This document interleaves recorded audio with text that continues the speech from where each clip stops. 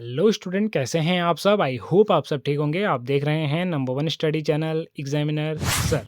तो स्टूडेंट, पिछली वीडियो में हमने दिल्ली पुलिस कांस्टेबल की भर्ती की विस्तृत जानकारी दी थी और आज की इस वीडियो में हम बात करने वाले हैं दिल्ली पुलिस कांस्टेबल परीक्षा 2025 का विस्तृत पाठ्यक्रम यानी कि सिलेबस क्या रहने वाला है। तो वीडियो को अंत तक जरूर से देखिएगा और चैनल पर नए हैं तो चैनल को सब्सक्राइब करके बेल आइकन आवश्यक रूप से प्रेस कर दीजिएगा ताकि आप ऐसे ही नॉलेजेबल वीडियो भविष्य में देख पाएँ।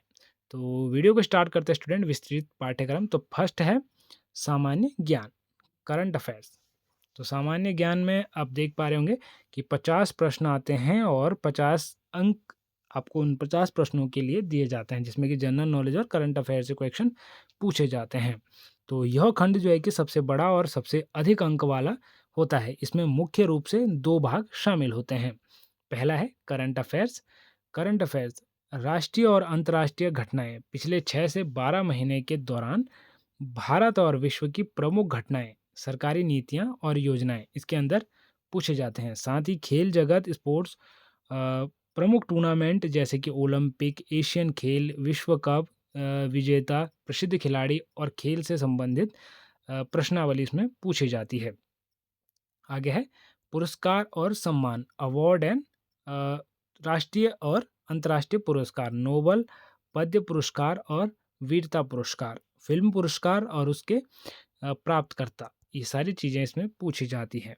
अब है महत्वपूर्ण नियुक्तियां और त्यागपत्र। ध्यान रखिएगा, ये सब मैं करंट अफेयर्स की चीज़ें आपको बता रहा हूँ।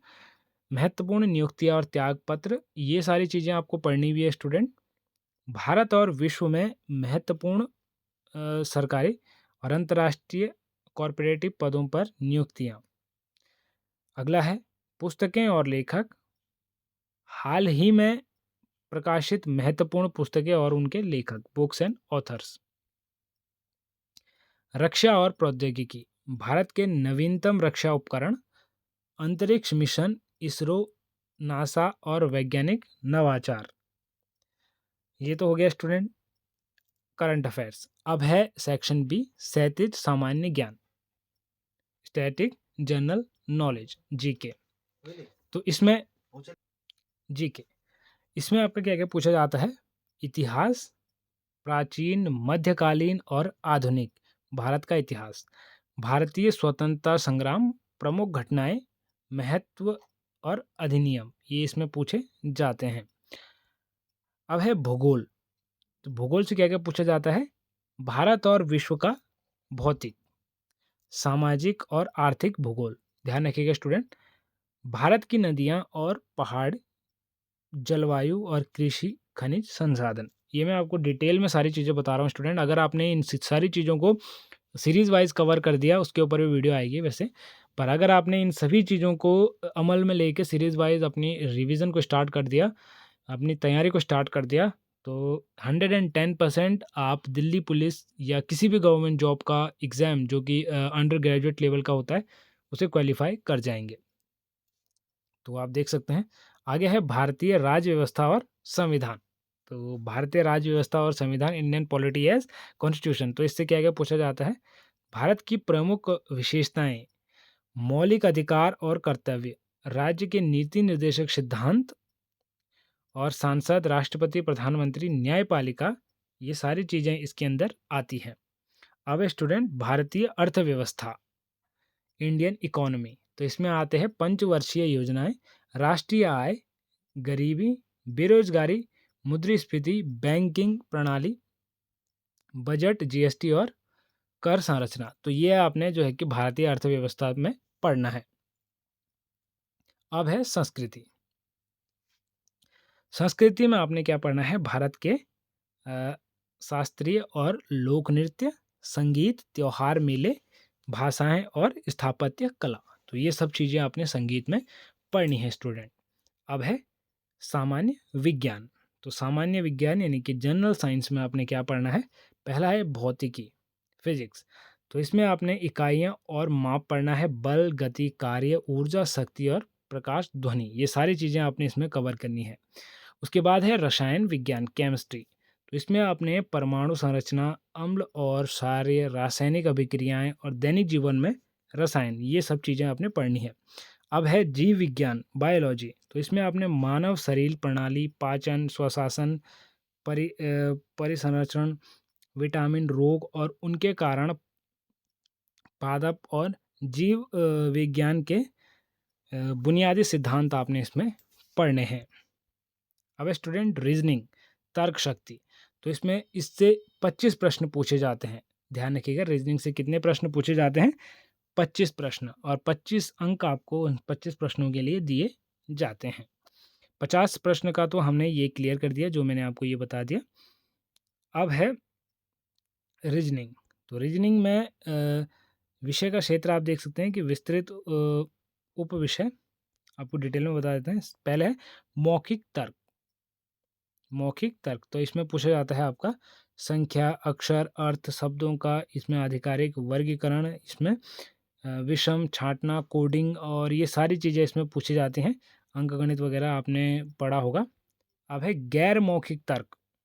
गैर मौखिक तर्क, तो इसमें पूछा जाता है दर्पण और जल प्रतिबिंब, कागज मोड़ना और काटना, छिपी हुई आकृति, आकृति का निर्माण, ये सारी चीज़ें इसी के अंदर आती हैं। स्टूडेंट ध्यान रखिएगा। अब है तार्किक तर्क, यानी कि वैन आरेख, और यहाँ पे कथन और निष्कर्ष, रक्त संबंध, और यहाँ पे दिशा ज्ञान, घड़ी और कैलेंडर, ये सारे प्रश्न आपने देखे होंगे कहीं ना कहीं। तो ये सारी चीज़ें इसी के अंदर आती हैं। अन्य है स्टूडेंट, अन्य में यहाँ पे पूछा जाता है अंकगणितीय तर्क, बैठने की व्यवस्था, बुनियादी प्रश्न और समस्याओं को हल करना। तो इतने ही चीज़ें इसमें पूछी जाती है, बट ये बहुत थोड़ा टफ माना जाता है, तो इसीलिए आपको इसमें थोड़ा टाइम लग सकता है, बिकॉज एक एक प्रश्न इसमें बनाना पड़ता है। इसमें निश्चित कोई भी प्रश्न नहीं होता है, हर एक प्रश्न बदलता रहता है। बाकी सामान्य ज्ञान वगैरह का तो थोड़ा याद करना पड़ता है, बस इसमें समझना बहुत ही अति आवश्यक है। बाकी डेली बेसिस पे हमारे चैनल पे क्लासेस आते रहती हैं। हमारा दूसरा चैनल है जिस पे हम क्लासेस लाते रहते हैं। डिस्क्रिप्शन में मैं लिंक दे दूंगा, आप यूट्यूब पे सर्च कर सकते हैं अम्बू एजुकेशन, AMBU एजुकेशन। तो आपको जो फर्स्ट चैनल मिलेगा वही हमारा चैनल है, उसी पे हम जो है कि सारी चीज़ें कवर करते रहते हैं। अब स्टूडेंट थर्ड, संख्यात्मक क्षमता, न्यूमेरिकल एबिलिटी, न्यूमेरिकल एबिलिटी। तो इसमें आपको 15 प्रश्न पूछे जाते हैं और 15 ही अंक आपको इसमें दिए जाते हैं। यह जो है कि खंड गणित के बुनियादी सिद्धांतों का और अनुप्रयोगों पर केंद्रित है, जो कि 10वीं के स्तर का होता है। ध्यान रखिएगा, 10th लेवल का ये पूछा जाता है। तो इसमें आप देख पा रहे होंगे अंक गणित। तो इसमें जैसे कि प्रतिशत हो गया, लाभ हानि हो गया, ब्याज हो गया, साधारण ब्याज हो गया, चक्रवृद्धि ब्याज हो गया, समय और कार्य हो गया, समय और दूरी हो गया, अनुपात और इसमें समानुपात हो गया, औसत हो गया। ये सारी चीज़ें इसमें पूछी जाती है।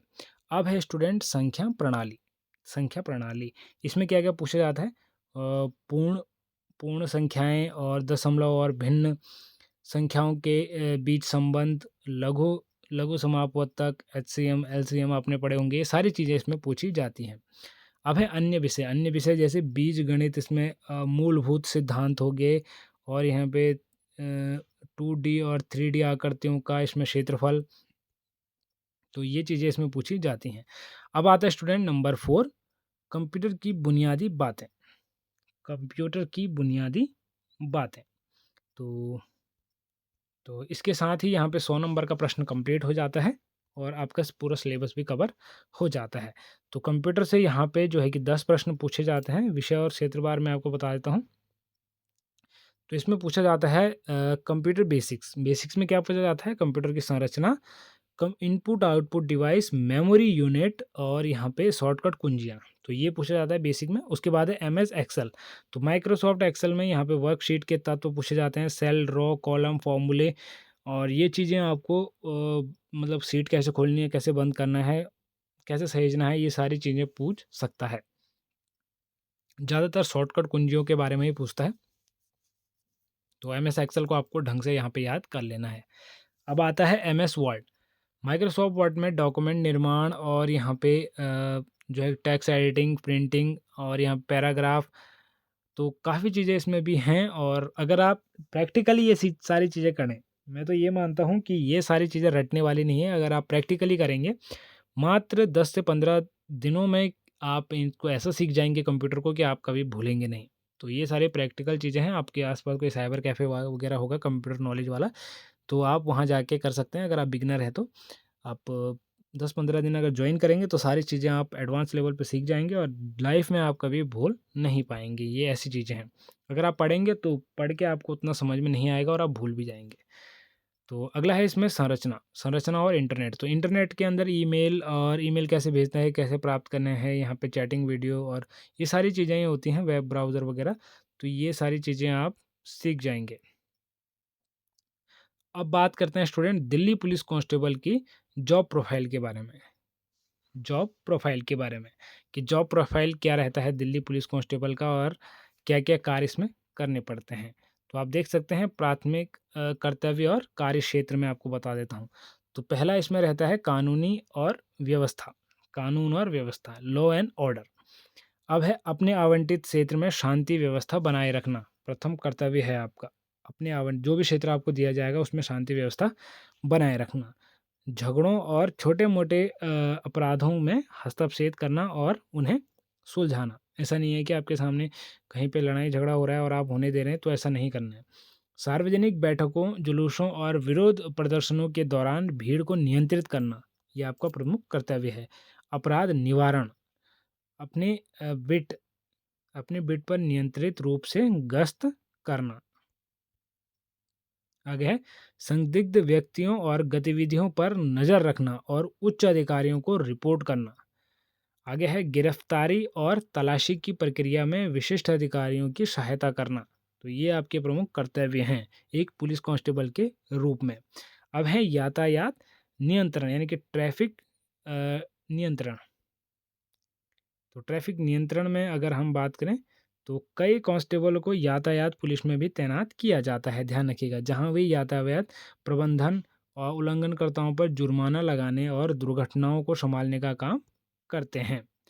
प्रशासनिक और सहायक कार्य, तो थाने में एफआईआर और प्रथम सूचना रिपोर्ट दर्ज करना और यहाँ पे डायरी प्रविष्ट करना और अन्य रिकॉर्ड रखना जो है कि आपके कार्य हो सकते हैं। आगे है जांच में सहायता करना।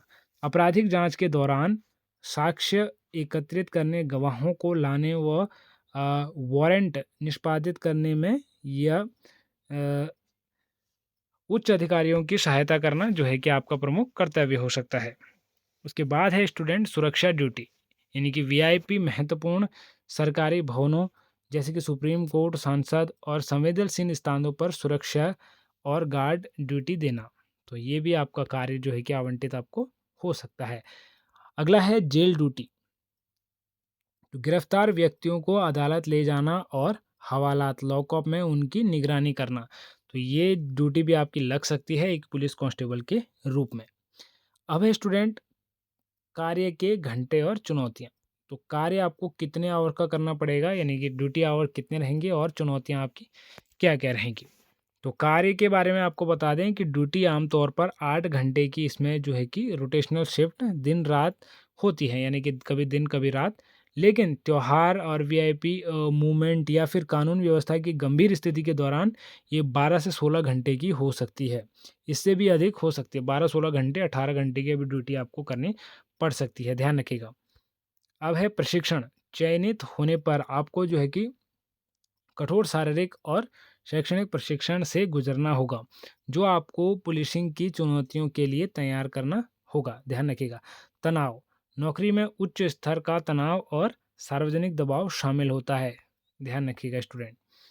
अब बात करते हैं करियर प्रगति की, यानी कि करियर में क्या ग्रोथ आप कर पाएंगे। तो कांस्टेबल की नौकरी पर प्रवेश स्तर का पद, यानी कि विभागीय परीक्षा का अनुभव के आधार पर पदोन्नति के अवसर मिलते हैं, जिसमें अगर आप कांस्टेबल के पद पे यहाँ पे ज्वाइन होते हैं तो आप हेड कांस्टेबल यहाँ पे बन सकते हैं और हेड कांस्टेबल आप बन जाएंगे तो आप यहाँ पे सहायक उपनिरीक्षक यहाँ पे बन सकते हैं और सहायक उपनिरीक्षक के बाद आप यहाँ पे निरीक्षक यानी कि एसआई आप बन सकते हैं। तो ये है करियर ग्रोथ।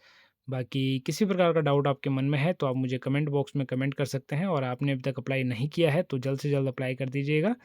बाकी कोई भी डाउट है तो आप मुझे कमेंट बॉक्स में पूछ सकते हैं स्टूडेंट। मिलते हैं एक और नई वीडियो में, तब तक के लिए बाय बाय, टेक केयर।